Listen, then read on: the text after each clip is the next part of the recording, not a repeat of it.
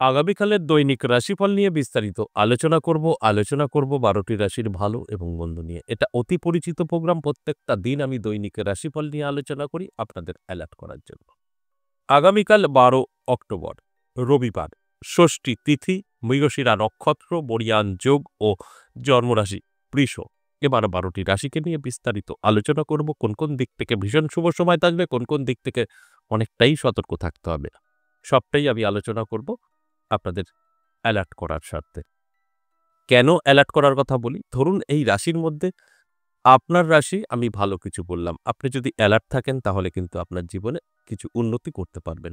আর ধরুন আপনার রাশি আমি খারাপ কিছু বললাম, সেখানে দাঁড়িয়ে কিন্তু আপনি চাইলে সেটাকে আটকাতে পারবেন। এটাই হচ্ছে আগে থেকে জানার ফায়দা। মানে অ্যালার্ট করা। আপনি অ্যালার্ট থাকলেন, আপনি নেগেটিভটা আটকাতে পারবেন, পজিটিভটা আপনার জীবনে এপ্লাই করতে পারবেন। যে কারণে আমি এই আলোচনাগুলো করি অ্যালার্ট করার জন্য এবং কথাটাও বলি। কারণ প্রত্যেকটা দিন আমাদের ১২টি রাশিরই ভালো কখনো থাকতে পারে না, আবার ১২টি রাশিরই খারাপ কখনো থাকতে পারে না। ভালো থাকবে, খারাপ থাকবে, এই নিয়েই আমাদের চলতে হবে। জগৎ সংসার চলছে। সেখানে দাঁড়িয়ে আপনার ভালো না খারাপ এটা জানানোর চেষ্টা আমি করি। আর তারপর যদি আপনি সঠিকভাবে এটাকে কন্ট্রোল করতে পারেন, তাহলে তো কোনো কথা নেই।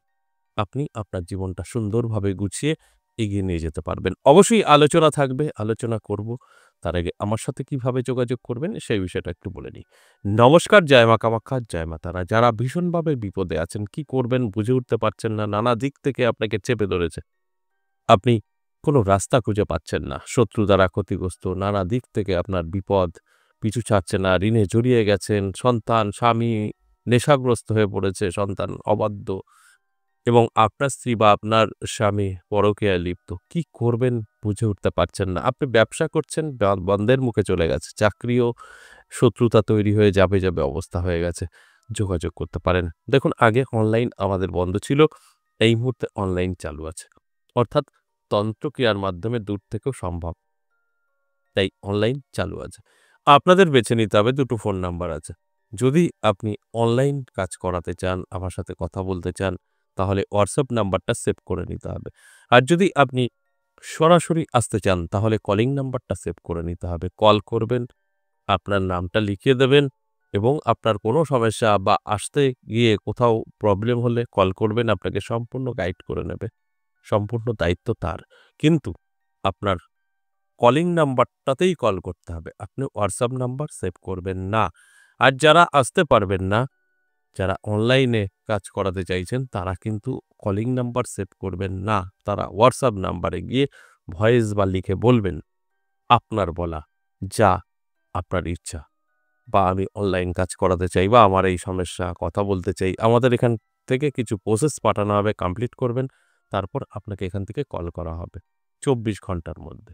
আমি আরেকটা কথা বলি। শুরু থেকে আমি যতদিন হয়েছে সোশ্যাল মিডিয়ায়, সেই দিন থেকেই আমি একটা কথাই বলি, এটা পে সার্ভিস। আবার অনেকে পে সার্ভিসও বোঝেন না।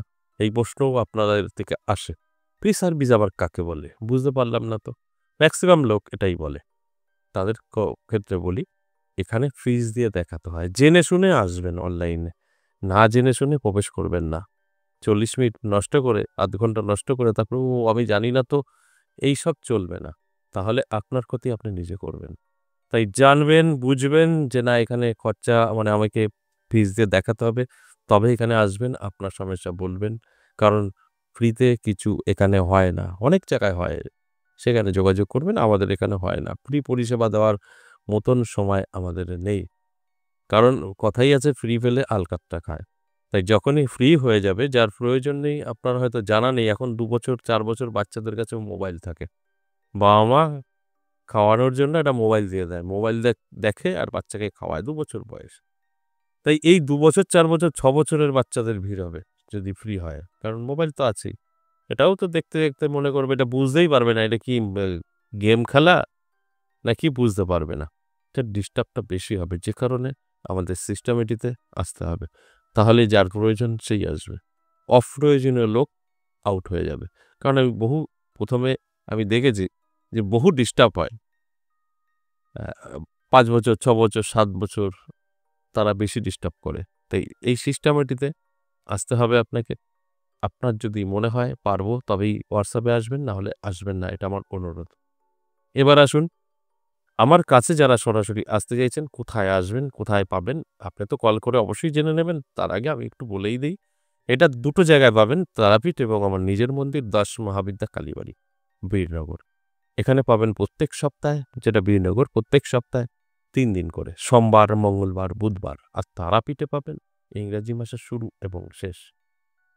এবার আসুন আজকের যে মূল আলোচনা, দৈনিক রাশিফল। এই দৈনিক রাশিফল আমি প্রত্যেকটা দিন আলোচনা করি মেষ থেকে মিন, জাস্ট আপনাদের অ্যালার্ট করার জন্য।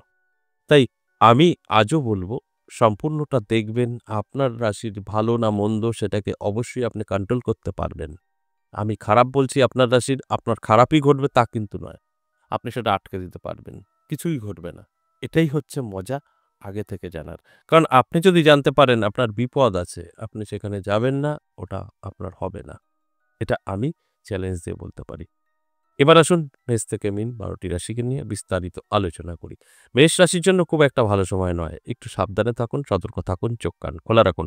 তা না হলে আপনি কিন্তু বিপদে পড়ে যেতে পারেন। আপনার আর্থিক দিক থেকেও পিছিয়ে পড়ার সম্ভাবনা থাকছে যদি আপনার মেষ রাশি হয়ে থাকে। বৃষ রাশির ক্ষেত্রে বলব ভালো সময়।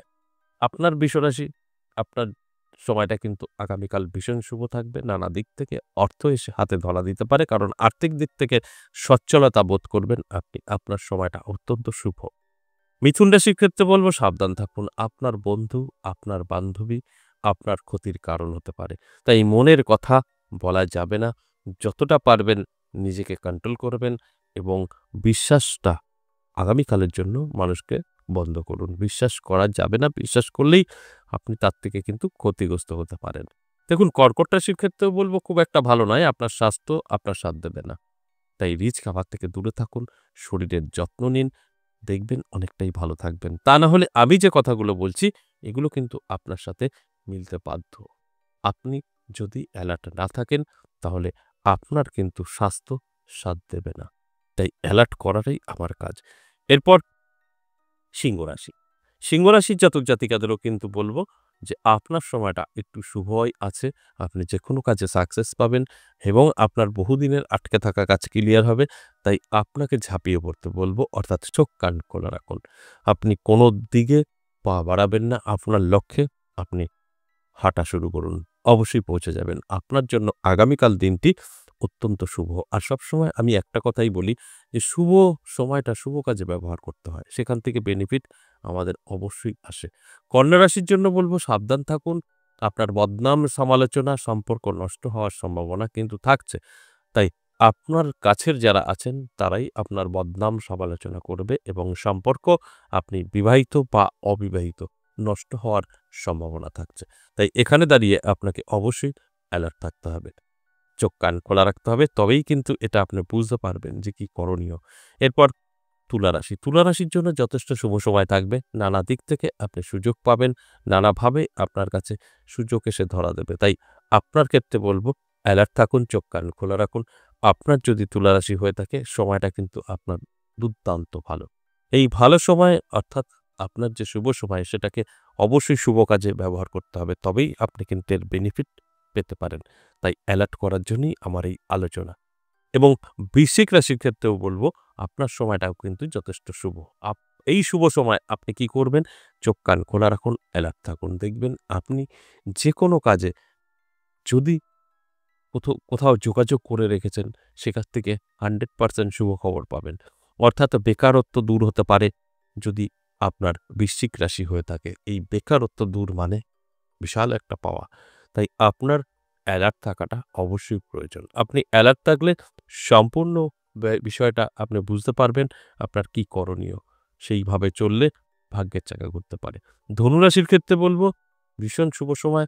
আপনার কিন্তু স্বাস্থ্য, আপনার মান-যশ খ্যাতি অনেক বৃদ্ধি পাবে। অর্থাৎ আপনার ধনুরাশি, আপনি অসুস্থ, বহুদিন ধরে মেডিসিন চলছে, আপনার জন্য কিন্তু একটা শুভ সময় আগামীকাল থাকছে। অর্থাৎ হঠাৎ করে সুস্থতা বোধ করবেন। বহুদিনের কষ্ট আপনার কাছ থেকে কিন্তু সরে যেতে পারে এবং নানাভাবে যশ খ্যাতিও আপনার বৃদ্ধি পেতে পারে। মকর রাশির ক্ষেত্রে বলব সাবধান থাকুন। মকর রাশির জাতক জাতিকাদের উটকো ঝামেলা, অশান্তি জড়িয়ে যেতে পারেন। এর জন্য অ্যালার্ট থাকা প্রয়োজন আছে। কুম্ভ রাশির ক্ষেত্রে বলবো সম্পর্ক নষ্ট হতে পারে। স্বামী-স্ত্রীর মধ্যে কোনো তৃতীয় ব্যক্তির আগমন, সেটা আপনি জানতে পারেন, জেনেই অশান্তি তৈরি হতে পারে। এটাকে আটকানো সম্ভব। চেষ্টা করলে আটকাতে পারবেন। তা না হলে এই ছোটখাটো সমস্যা বড় আকার নিতে পারে। মীন রাশির ক্ষেত্রে বলব যথেষ্ট শুভ। মীন রাশির জাতক-জাতিকাদের আমি বলব অ্যালার্ট থাকুন, চোখ কান খোলা রাখুন। নানাভাবে কিন্তু আপনার সুযোগ আসতে পারে। যে সুযোগটা আপনার জীবন বদলে দিতে পারে।